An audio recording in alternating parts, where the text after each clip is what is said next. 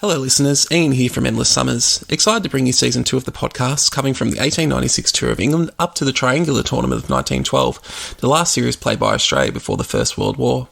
Just a note on the release schedule. Due to a variety of factors, being the dad of 2 boys under 3, having a full-time job, and the work I do on my other podcasts, I don't want to promise to have all the season out in a regular sequence, only to fail at the goal of an episode every fortnight. So what I've decided is that the first half of the season, up to the 1903-04 tour by England, will be released at the usual schedule. Then the show will go on hiatus for a couple of months to allow me to plan and write the remaining episodes before releasing those shows. I'm hoping there will only be a 2 or 3 month gap between halves. If you're listening to this well into the future, hopefully the whole of Season 2 is there for your enjoyment. Thanks for all the responses and feedback I've gotten so far, it really means a lot. Please do email or leave a review if you are enjoying the show or you have some suggestions for improvements. And now, let's play.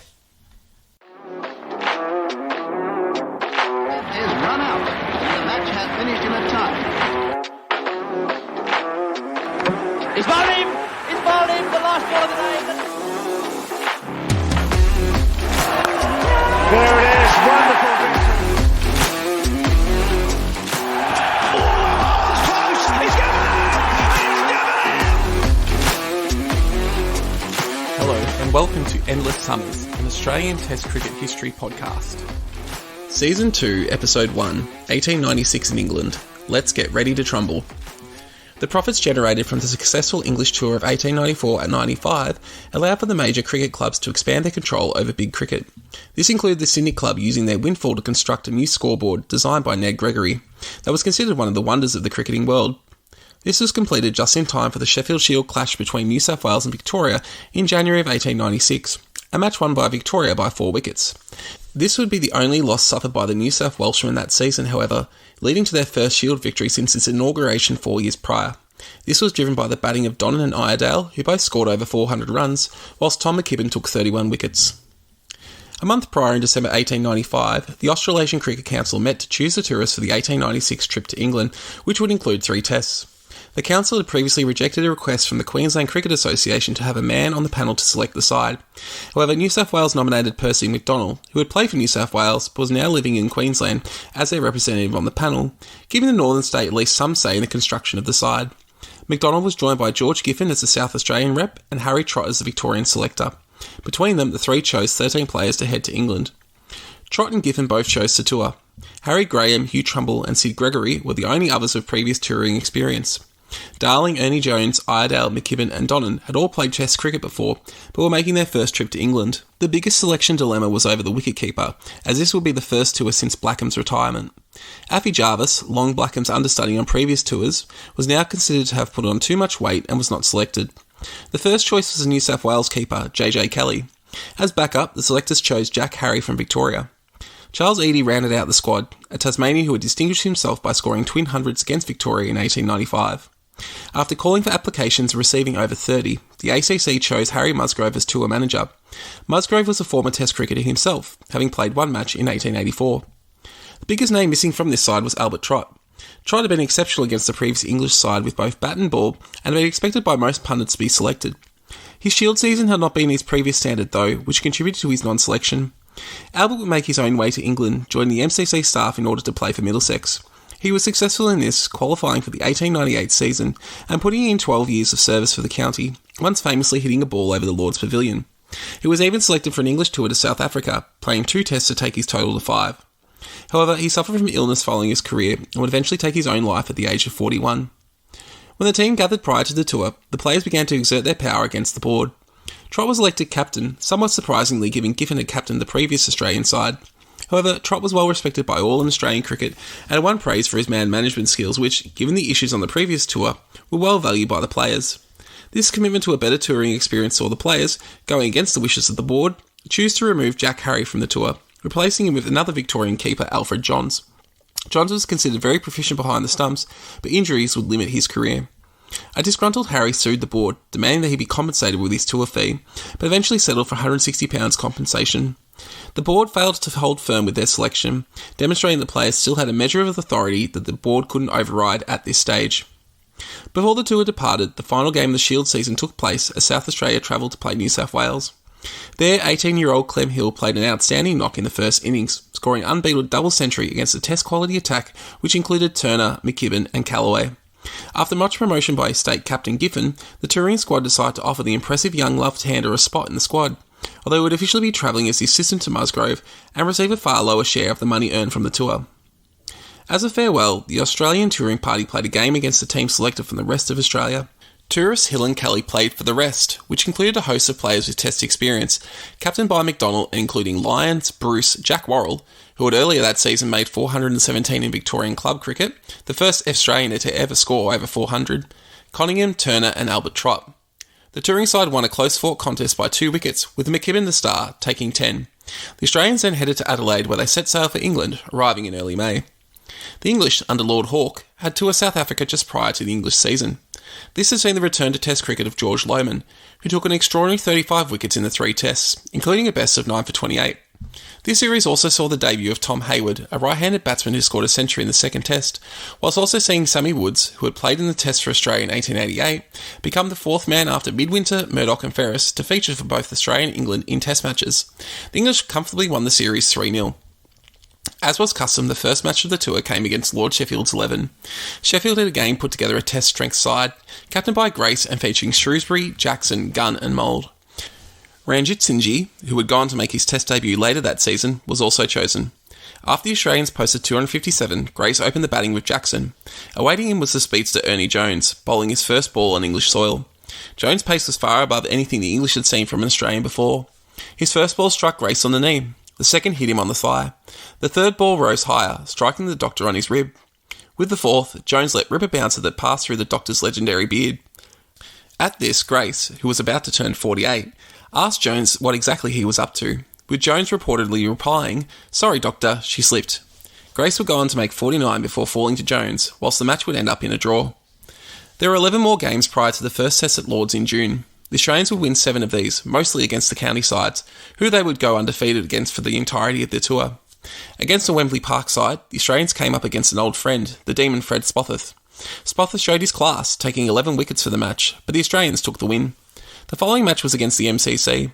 The locals batted first, putting on 219. The Australians then put in their most dismal batting effort, being dismissed for 18 and only 22 overs. They put in a better performance in the second innings, but still lost by an innings and 18 runs. The English destroyer was Jack Hearn, a medium pacer who had made his Test debut on a tour of South Africa 4 years previously. After taking 4 for 4 in the first innings, he claimed all 9 wickets in the second. Giffen was absent with an illness, to finish with 13 for the match. Dick Power also claimed 5 for none in 3 overs in the first innings. Despite this loss, the Australians were overall happy with their preparation heading into the first Test. Their key bowlers, Giffen, Jones and Trumble, were all effective with the ball, whilst Darling, Donnan and Gregory were putting in good batting performances. The 2 that were struggling the most were Iredale and McKibben. As such, they were left out of the Test 11. Joining them on the bench was the backup wicketkeeper Johns. The side would therefore include 3 Test debutants in Edie, Kelly and the 18-year-old Clem Hill. The English were fortunate to have the services of George Lohmann, having returned from South Africa, where he would be paired with his Surrey teammate Tom Richardson. Hearn's bowling performance for the MCC also saw him picked, whilst other familiar faces to Australians in Stoddart, Abel, Brown, Gunn and Jackson were also picked.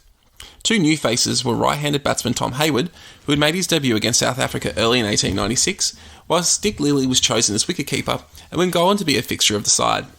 The one question was the absence of Ranjit Singh. Despite being one of the top batsmen in England that season, his Indian origin meant the MCC were reluctant to put him up for selection. Grace again captained the English, but lost the toss to Trott, who chose to bat. The match drew an enormous Day 1 crowd of 30,000, with people spilling onto the playing field. The conditions were considered perfect for batting as the Australian openers Donnan and Darling headed out to face the English pair of Richardson and Lohmann. Proceedings started stately enough, with 3 runs in the opening over, followed by successive maidens. In Lohmann's second over, Donnan cut a ball hard to cover point. The ball ricocheted away towards mid-off. Donnan set off for a run, but was sent back by Darling. Jackson swooped on the ball and threw it to the keeper's end, catching Donnan short. He was replaced by Giffen, who fell for a golden duck, edging a ball from Lohmann behind. The captain Trott entered at 2 for 3. He struggled with Lohmann, but managed to survive the rest of the over. Darling took a single off Richardson, who then uprooted Trott's leg stump. The Australians were now at a disastrous 3 for 4. Gregory joined Darling and the 2 settled the innings, although they struggled to pierce the field. They took the score on to 26 before Richardson struck twice in an over, with Gregory being followed back to the pavilion by Graham. Hill could only manage a single on debut before he too was dismissed, chopping a ball onto his wicket from Lohmann. He was replaced by another debutant in Edie, who came to the crease at 6 for 31. Darling, at the other end, had batted with few issues as wickets fell around him and would take his score on to 22 before he became Richardson's fourth victim after batting for almost an hour. From here, the tail put up little further resistance, with the Australians eventually being all out for 53 in only 23 overs, with Eadie not out 10. Richardson and Lohmann had bowled unchanged, with Richardson finishing with 6 for 39, whilst Lohmann was miserly with 3 for 13. The game hadn't even reached lunch yet as the English began their innings with Grace and Stoddart. Any chance of the Australians repeating what the English had inflicted on them were dashed by the solid batting of the two openers, who made it to the break comfortably against the bowling of Jones, Giffen and Eadie, departing the field with the score on 37. The break provided some change of fortune for the Australians, with Eadie catching the inside edge of Stoddart's back onto the stumps with only a run added. This hope was soon extinguished, however, as Grace combined with new batsman Abel to take the English into the lead to loud cheers from the home supporters. The Australians were not helping themselves in the field, with Eadie dropping a bell when he was on 9, whilst Grace received 4 overthrows from a wild return. Trott and Trumble were tried, but failed to keep the runs down. Grace brought up his 50 as the team reached 100. In doing so, he went past 1,000 test runs, becoming the second Englishman to do so after Shrewsbury. Abel was scoring quicker though, and was chasing down his captain's score, with his play behind point a highlight. Finally, as the partnership had reached 100, the Australians took their second wicket, with Giffen catching the edge of Grace's bat to dismiss him for 66. 2 for 143 soon became 3 for 152, as new batsman Brown was bowled by Jones. His replacement Gunn combined well with Abel, putting on over 40 runs. Gunn made it to 25 before he was dropped by Kelly off Eadie.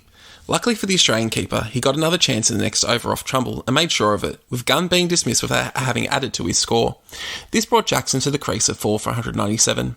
He batted freely, complimenting Abel well and taking the English lead to beyond 200. Abel, who was approaching his century, played over a ball from Eadie to be bowled for 94. His innings had taken right on 3 hours and included 13 boundaries. This brought about a flurry of wickets, as the English went from 4 for 256 to 8 for 267, with the last 3 falling within a run of each other. Giffen claimed 2 of these, including Jackson for 44, whilst Eadie had the other. Hayward and Hernwood managed to take the English to stumps without further loss, ending the day of 8 for 286, with a commanding lead of 233. The lopsided state of the match saw only half the attendance of day 1. These patrons saw the English innings wrapped up within 10 minutes of the commencement of play, with Hearn and Richardson both falling to the bowling of Trott. The English ended their innings on 292, with Giffen and Eadie both claiming 3 wickets apiece. Trailing by 239, the Australian second innings started just as poorly as the first. Donald had injured his hand fielding the previous day, and so Eadie was paired with Darling.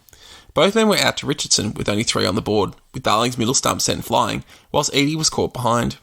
Giffen and Trott then steadied the innings somewhat, preventing a collapse. They batted aggressively, hitting multiple boundaries. Giffen was missed on 21 by Lohmann at slip.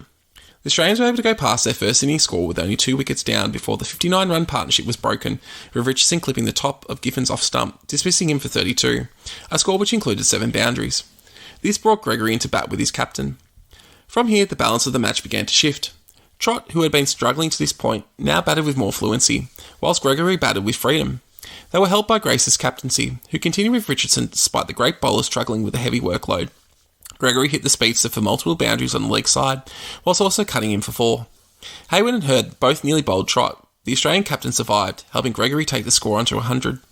Richardson was finally relieved after over an hour of bowling, but the damage was done, with the Australians now set on the good batting strip. Trott took his score past 50 and had made it to 61 before edging a ball to Hayward at slip. The fielder threw the ball in the air celebrating, but was miffed when the umpire gave it not out, believing that the ball had not made it to him cleanly. This allowed the Australians to go to lunch without further loss with a score on 152, with the partnership of Gregory and Trott having put on 90 runs in only 70 minutes. Grace and Richardson started after lunch and failed to curb the scoring, with the batsmen scoring all around the wicket, with Trott moving into the 90s. He reached 99 before edging a ball behind off Richardson, where Lilly, the keeper, spilt a simple chance. The following ball, he attempted a quick single to Jackson. Trott would have been short of his ground, but the throw went wide, allowing the Australian captain to complete his first Test century. The Australian score went past 200, and then with a boundary to Gregory, the last of the deficit was erased to enthusiastic applause, with 7 wickets still in hand. Trott and Gregory then celebrated their 200 partnership as Gregory entered the 90s. Here he became more circumspect, with Hearn and Jackson limiting his scoring. Finally, he managed to get a shot away through point to bring up his 100, his second in Tests. After completing his milestone, he finally made an error, edging a ball from Hearn to Lohmann at slip to be dismissed for 103. He batted for 2.5 hours and hit 17 boundaries, sharing a 221-run partnership with Trott. At this stage, the Australians led by 44 runs with 6 wickets still in hand. However, the game shifted again at this point. 6 runs later, Trott skied a ball off Richardson where he was well caught by Hayward. His 143 was not chanceless, and England felt aggrieved that he had not been given out on 61, but he also hit 24 fours in his 4-hour stay at the crease. With two fresh batsmen, the English pressure increased. Hill and Graham took the score to 300, but then both fell cheaply. Trumble and Jones also fell afterwards, leaving the Australians at 9 for 318. Donnan came in with his broken hand for the last wicket partnership with Kelly of 29, but when Hearn bowled Donnan, the innings closed on 347, setting a target of 109. The wickets have been shared evenly between Richardson and Hearn with 5 apiece, with Richardson completing another 10-wicket match. Given their first innings, it was a good response from the Australians, although considering where they were at the end of the Gregory Trott partnership, they would have been disappointed. The English only had 15 minutes left to navigate in the day, but managed to lose 1 wicket, with a bell being caught by Iredale's sub-fielder off Jones. They made their way to 16, still requiring 93 for victory. Rain began overnight and continued till just before the start of play. After inspecting the pitch, the umpires decided play should commence, but the batting conditions had deteriorated. This allowed the Australians to build pressure, with only 4 runs coming off the first 7 overs. The pressure finally got to Grace, who edged the ball to short leg off Trumble. This left the English at 2 for 20. Brown joined Hayward and looked more comfortable than his partner, on driving Jones to 4, although he was lucky to survive as a ball fell just short of Jones in his follow-through. Hayward never looked comfortable in his stay and was soon out for 13, bowled off a fuller ball from Jones. Stoddart joined Brown and played second fiddle, with Brown being the best to handle the conditions all day. The score went past 50 as the Australians continued to generate half chances. Brown edged the ball just short of Giffen its slip, while Stoddart was missed by Iredale. Between these, though, the English managed to find enough boundaries to progress the score, taking it on to 82 before Brown edged the ball off 80 to the keeper, out for 36. With the amount required now under 30, Stoddart was joined by Gunn, and the two managed to see the English home without further loss, giving them a 6-wicket victory and taking a 1-0 lead in the series. The Australians were left to rue their poor batting in the first innings, meaning they always had to play catch-up for the rest of the game. This match would be Lohmann's last ever test match. He would be selected for the second test at Manchester, however pulled up lame on the morning of the game and chose not to play, whilst a pay dispute over the remuneration of professional cricketers meant he would reject selection in the third test. He would end up living back in South Africa, where he would die 5 years later from tuberculosis at the age of 36. He reigns the fastest ever to 100 test wickets, taking only 16 matches, one less than Turner, Sid Barnes, Clary Grimmett and Yasir Shah, and has the lowest average and strike rate for anyone to reach that milestone. He was inducted into the ICC Hall of Fame in 2016. The Australians responded well to their defeat in the first test, winning 5 of the 6 games up to the second test in Manchester. The standout performance came from the 2 of the players left out in the first test. McKibben played 7 for 23 against Yorkshire, whilst Iredale scored 3 centuries and a 94. This included 171 against the professional players. As such, both men were brought into the side for the second test, replacing Eadie and Graham. This marked the end of Graham's short but enigmatic test career. The English had complications to their selections. As well as the withdrawal of Lohmann, Poa, who had already bowled well against the Australians this season, was left out surprisingly. With Hayward, who had been the 4th main bowler in the previous tests, also out, the English were relying heavily on Richardson, Hearn and the returning Briggs. Gunn also was withdrawn from the side. Archie McLaren, who had played little throughout this season, was recalled, with many pundits taking exception to this selection. The final spot, after the Australians were asked for approval, went to the Indian Prince Ranjit Singh. This caused a lot of discussion in the papers, but there was no questioning his batting prowess, being one of the few players in England who had comfortably handled the pace of Ernie Jones. With the match being played at the height of summer, the pitch was hard and good for batting. As such, when Trott was again successful in winning the toss, he had little hesitation in batting. The former batsman of the side, Iredale, opened with Darling. Iredale glided the first ball of the game from Richardson for 4 through the slips, followed by a 3 off his pads. When Darling cut the last ball for 4, 11 had been taken from the first over. The partnership continued in this vein, with Darling, who had survived a drop chance on 9, hitting 6 boundaries before edging one from Richardson through to the keeper. He made 27 out of an opening partnership of 41 and was replaced by Giffen. The great all-rounder was nearly run out trying to get off the mark, but soon settled into partnership with Iredale. The lack of depth in the English bowling started to show as 4th bowler Jackson was severely punished by both batsmen, with Iredale taking 3 fours off 1 over. This saw the batsman manage to get the score up to 130 at lunch without losing another wicket, with both batsmen having passed 50. Giffen dominated after lunch, despite surviving some close shaves from Richardson, who was the only bowler to give the batsman trouble. He scored heavily through the leg side and had reached 80 soon after lunch out of a partnership for 131 before Richardson switched ends and finally brought about the dismissal, getting Giffen to hit a catch back to the bowler. He batted for just under 2 hours with 12 fours. Now partnered with his captain, Iredale took charge, driving Hearn for multiple boundaries and bringing up the team 200. He brought up his century, his second in tests, soon after, to hearty cheers. He would make his way to 108 before being dismissed, with Briggs managing to penetrate his defences. He batted for almost 4 hours and hit 16 fours. At a dominant 3 for 242, Gregory joined Trott. They continued the pace of the scoring of the previous batsman, racing it on towards 300, whilst Trott became the third batsman to pass 50 in the innings. At this point, Grace, running low on bowling options, turned to the wicket-keeper Lilly. Trott tried to smash a long hop out of the ground, but could only edge it behind, where replacement wicket-keeper Brown took the catch, dismissing the Australian captain for 53. Without adding to the score, Gregory was out next over, caught it slip off Briggs. The double strike had reduced the Australians to 5 for 294. From here, the English would make regular incisions for the remainder of the day. Hill and Dodden fell cheaply, whilst Trumble batted well for 24 before edging a ball onto his stumps. Richardson claimed all 3 of these wickets. Kelly and McKibben managed to take the Australians to the close of play at 8 for 366, still a strong position despite the late wickets. On day 2, the Australians lasted a further 3/4 of an hour, taking the score on to 412. Once again, Richardson played a lone hand, taking the final 2 wickets to finish with 7 for 168 off 68 overs. The English opened with Stoddart and Grace. Whilst Jones bowled the first over, Trott surprisingly bowled himself from the other end. This proved to be a masterstroke, as Trott's loopy leg breaks tempted both openers from their creases, only to be stumped by Kelly. With both openers gone with the score on 23, debutant Ranjit Singh, also known as Ranji, was joined by Abel. With Abel playing a disciplined innings, Ranji played all the shots that had made him a success in county cricket. In particular, he was masterful with the leg glance. The Australians tried all their bowling options without success, as Ranji reached 50 on debut. The score moved past 100 before the Australians finally managed to break the partnership, with McKibben having Abel caught for 23. 7 runs later, with the score on 111, Ranji played a cut shot off the same bowler, with Trott catching him low down to his right. The debutant had made 62 with 8 boundaries and was warmly applauded. The 2 new batsmen, Jackson and Brown, moved the score on to 140 before an attempted quick single ended in Jackson returning to the pavilion, run out for 18. McLaren entered and immediately edged the ball to Trumble at slip, who took it at the 3rd attempt. Brown and Briggs both fell to the bowling of Trumble, leaving the English at 8 for 166. However, Lilly, the wicket-keeper, was batting with fluency. He found a willing partner in Hearn, who stuck around to help add 53 for the 9th wicket. Lilly managed to bring up his half-century and take the score past 200. When Hearn departed for 18 at 219, Lilly was left with only Richardson to partner him. He farmed the strike for a time, but eventually Richardson was a run-out, leaving Lilly undefeated on 65. The English score of 231 left them 181 behind, with Trott enforcing the follow-on. With over an hour left of play, Grace and Stoddart commenced. They batted calmly, moving the score into the 30s without trouble, before the high pace of Jones managed to force Grace into hitting a simple catch to Jones at point. This brought the best batsman from the first innings, Ranji, to the crease. He continued his previous vein, batting with brilliance in partnership with Stoddart. The 2 moved the score to 76 and looked to be shifting the momentum of the match, but Stoddart, who had reached 41, played over a ball from McKibben to be bowled. Abel and then Jackson became victims of some excellent catching from McKibben off the bowling of Giffen, with Jackson wicket ending the day's play.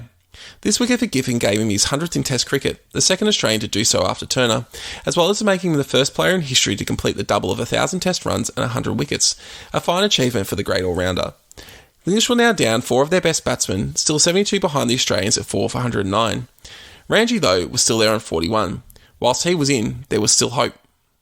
Only 6,000 people turned up for the final day, less than half of what had been present on the previous days, in expectations of an easy Australian victory. However, Ranji had other ideas. He was joined at the crease by Brown, who attempted to force the game. He made his way to 19 before he played 1 shot too many, being caught by Iredale in the slips off Jones. McLaren joined Ranji at 5 for 132. Ranji soon after passed 50, having batted cautiously to this point. Reaching this milestone released the shackles from him, and he started to be more adventurous with his stroke play, particularly the leg glance, of which he was said to have perfected the shot and brought it into common use in cricket. He hit 26 off 4 overs from Giffen, forcing the great Australian bowler to retreat from the attack. McLaren looked to give Ranji the strike, contributing 15 out of a 47-run partnership before he spooned a catch off Trumble into the offside.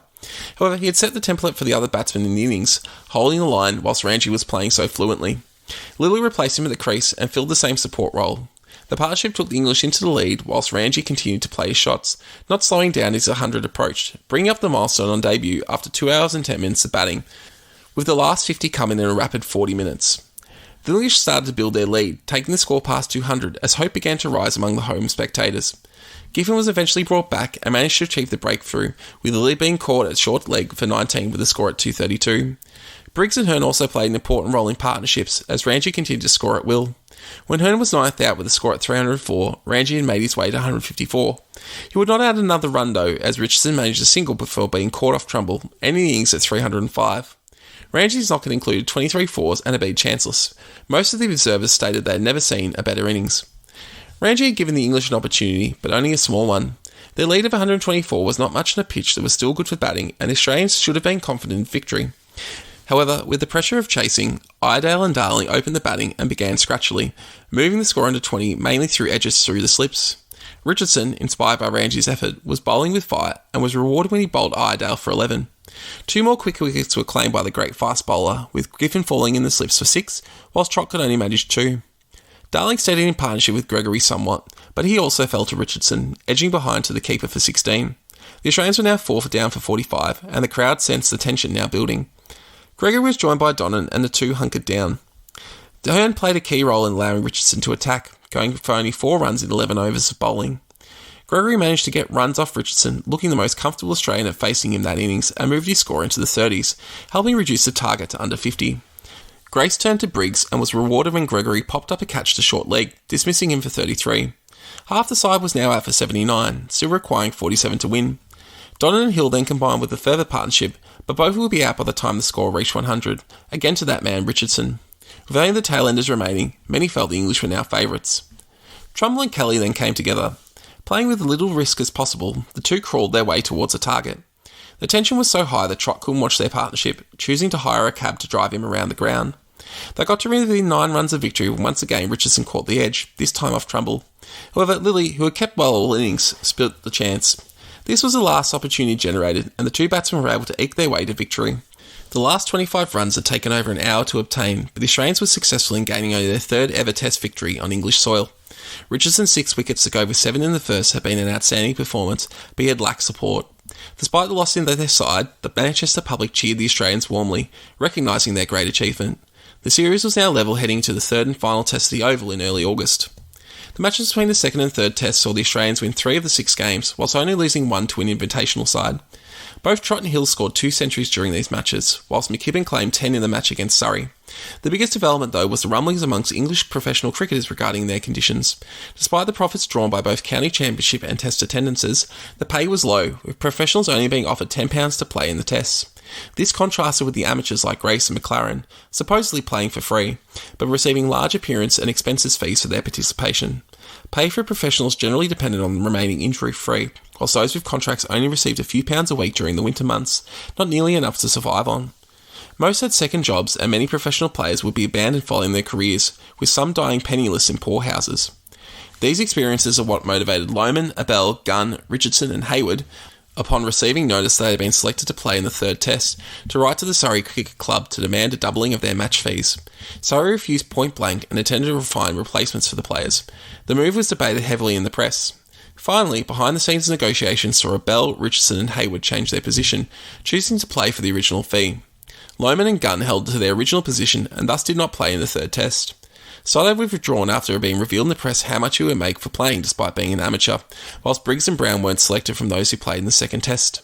In the final 11, their places were taken by Hayward, Bobby Peel and debutant 35-year-old Teddy Wynyard, who had built a career around his position as a captain in the British Army.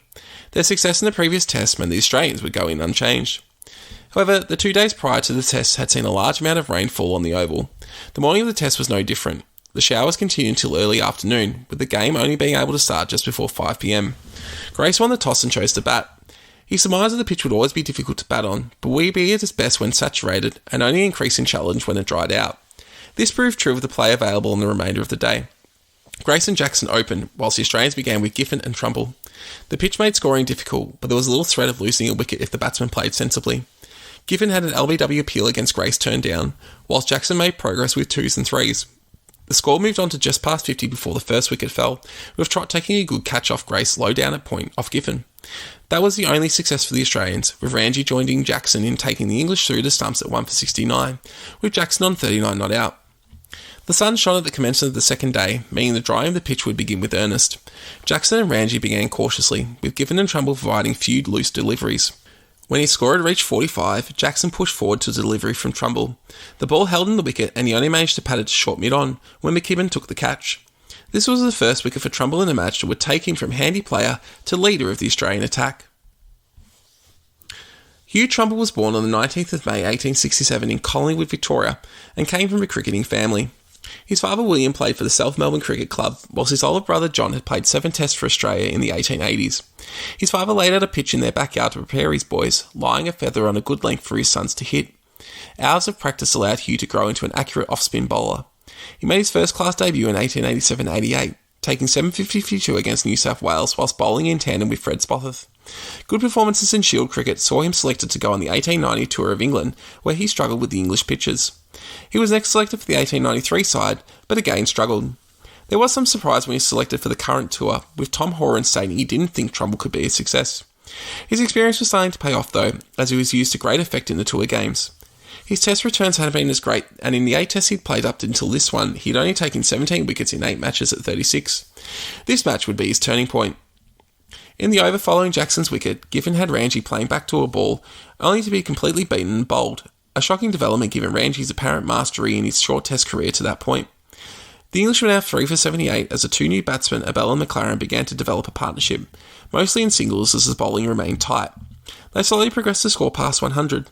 Trott decided to switch the end Trumble was bowling from, swinging him around to the pavilion side. This proved a masterstroke. McLaren had made his way to 20 and was gaining confidence when a ball from Trumble beat him all ends up to bowl him. New batsman Hayward suffered the same fate without a run added. England were now 5 for 115. Debutant Wynyard held out for 10 runs until he skied a ball off McKibben, where he was well caught by Darling. Another 3 wickets fell for only 7 runs, with Trumble the destroyer, including a bell for 26. Hearn and Richardson added 7 runs for the last wicket, but when McKibben bowled Hearn, the English innings ended on 145. Trumble finished with figures of 6 for 59 off 40 overs, including 5 for 10 in the 9 overs after the switch of ends was made. The Australians, with Darling and Iredale opening, started confidently, with Darling hitting Peel for a boundary in the first over. This confidence soon waned, as numerous balls went past the edge of the bat or just missed the stumps. With a lot of luck though, the Australians were able to make it through to lunch at 43 without loss. The luck continued following the break, with both batsmen surviving chances. The 50 partnership was raised and Darling started to play some of the more authoritative shots of the innings, including 2 drives to 4 off Hearn. He then edged a ball through the slips where it headed towards the boundary. It took so long for the fielder to reach it that they'd already run 4 and turned for a 5th. However, Iredale couldn't make his ground in time to beat the throw, being dismissed for 30. The opening partnership made it to 75. From here, the game shifted again. Darling was soon out for 47, caught off Hearn. Trott, Hill, Gregory and Giffen all then fell for single-figure scores at the hands of Peel and Hearn, with Giffen having batted for half an hour before being dismissed for a duck. From 75 without loss, the Australians were now 6 for 85. Donnan and Kelly then combined for a partnership, taking the Australians past the 100 mark. With a score at 112, Hearn jagged one past Donnan's defences, dismissing him for 10. The final 3 wickets could only contribute 7 runs, leaving the Australians all out for 119, trailing by 26. Hearn had been the main destroyer, with 6 for 41 off his 26 overs. With the pitch deteriorating, any lead was going to be crucial. Grace and Jackson moved the score along in 1s and 2s before a Trumble double strike had both openers out with a score at 12. New batsmen Ranji and Abel struggled, with many balls just missing the outside edge. When Ranji finally looked like getting on top of the bowling with a boundary, he was tempted out of his crease by McKibben to be stumped for 11. McLaren joined Abel with 3/4 of an hour left in the day's play. They held out well with a couple of close scares against McKibben and Trumble, leading Trott to turn to the pace of Jones. The first 3 balls of his over saw 7 scored by Abel, bringing up the English 50. With the 4th ball, he pegged back McLaren's leg stump. Hayward replaced him and began with the boundary, but Abel was then caught by Giffen off Trumble trying to loft the ball over mid-on, falling for 21. Wynyard joined Hayward and the two managed to make it to the end of the day without further loss. 24 wickets had fallen on the day's play as the English ended on 5 for 60, with a lead of 86. Overnight dew meant the pitch remained in the same state as the previous day. Any target was going to be difficult to chase, so the English were looking to add as many as possible with their remaining wickets on day 3. They started well, taking 7 off McKibben's first over. The next over was bowled by Trumble, who again claimed a wicket. This time Hayward caught it short leg. He nearly had new batsman Peel in the same over, but Giffen spilled the chance. 4 maidens then followed before Trumble again struck, claiming both Wynyard and Peel in the same over, giving him his second fifer and 10 for the match. Hearn fell after adding a run, bowled off stump by McKibben. This left the English at 9 for 67. Last pair, Lilly and Richardson managed to take the lead past 100 with some well-run singles. They took the English score on to 84 before Lilly was caught at cover point off that man Trumble, ending the innings. Trumble had 6 for 30 in the second innings, finishing with 12 for 89 for the match, whilst McKibben claimed 3. The English had set a target of 111 for the Australians to win the series. Richardson commenced for the English with a maiden. At the other end, Hearn managed to get a ball to turn sharply from leg to off stump of Joe Darling, bowling the Australian opener for a duck. Recognising the skills required on the pitch, Grace replaced Richardson with Peel, and the two bowlers set to work dismantling the Australian top order. None of the Australians could withstand the bowling for very long, with Iredale and then Giffen joining Darling as victims of Hearn. Peel got in the act by dismissing the Australian captain for 3, leaving the Australians at 4 for 7. Hill joined Gregory, who took the first runs off Hearn with an edge through the slips. Neither Hill nor his replacement Donnan could trouble the scorers, both being dismissed by Peel. Gregory managed to get to 6, the highest score of the innings so far, before he hit a simple chance to Richardson at the short leg, with Peel claiming his 4th victim. 7 victims had fallen for 14 runs, and the Australians were in danger of falling for less than they had scored against the MCC earlier in the tour. Kelly and Trumble took the Australians past that low mark, but Kelly fell at 19. The final 2 wickets managed to add some respectability, with last man McKibben slogging the top score of 16. When he was out to a brilliant catch at slip by a bell off Hearn, the Australians had finished on 44, losing by 66 runs. Peel had claimed 6 for 23, whilst Hearn had taken the other 4, finishing with 10 for 60 for the match. The English therefore finished the series ahead 2-1, claiming the Ashes for the 3rd time in a row. The Australians finished off their tour with another 7 matches, only losing 1. There are a lot of excellent performances on this tour. Darling headed the run charts, scoring 1,500 runs with 3 centuries, while Gregory, Iredale, Trott, Giffen, Hill and Donnan also passed the 1,000-run mark. Trumble was the star bowler, with 148 wickets at 16, with 12 5-wicket hauls and 5 10-wicket matches, whilst Jones, Giffen and McKibben also achieved 100 wickets. Giffen, for the 3rd time, completed the double of 1,000 runs and 100 wickets on tour. This marked the end of George Giffen's stellar Test career. He was a first-grade Test all-rounder, finishing with 1,238 runs at 23 and 103 wickets at 27 in his 31 Tests, although that could have been even greater given he refused to play Test cricket between 1887 and 1890 due to issues of pay and selection. He would go on to play first-class cricket into the 20th century, finishing with over 10,000 runs and 1,000 wickets, and will be inducted into the Australian Cricket Hall of Fame in 2008. Despite the loss in the Test series, the captaincy of Harry Trott won rave reviews, especially in contrast to Blackham's anxious and divisive style 3 years previous. He remained cool and calm under pressure, and had no temper issues that had inflicted his predecessor. Wisden called him the best Australian captain since Murdoch, and the results showed, the Australians winning 19 of the 34 matches, and losing only 6. It was only against representative teams that the Australians ever struggled, whilst the strong performances were also reflected in the fact that only 3 batsmen scored centuries against them on the tour. Trott also ensured that the efforts of young Clem Hill were rewarded, convincing the ACC to raise his pay to the same level as his fellow tourists. There was some disquiet amongst the English over the bowling actions of Jones and McKibben, with Wisden especially calling Jones's action unfair. Neither were called for throwing on this tour, but there was a heightened sense in English cricket that more needed to be done regarding illegal actions. Whilst a loss in the Test series, the tour would set up the Australians for future success. Trott had gone from an anonymous postman to one of the most famous people in Australia with his leadership of the Australian side, whilst Darling, Hill and Trumble had all set themselves up for dominant roles in Australian cricket over the coming years. The long-term issue of player versus administrative power had been settled in favour of players for this tour.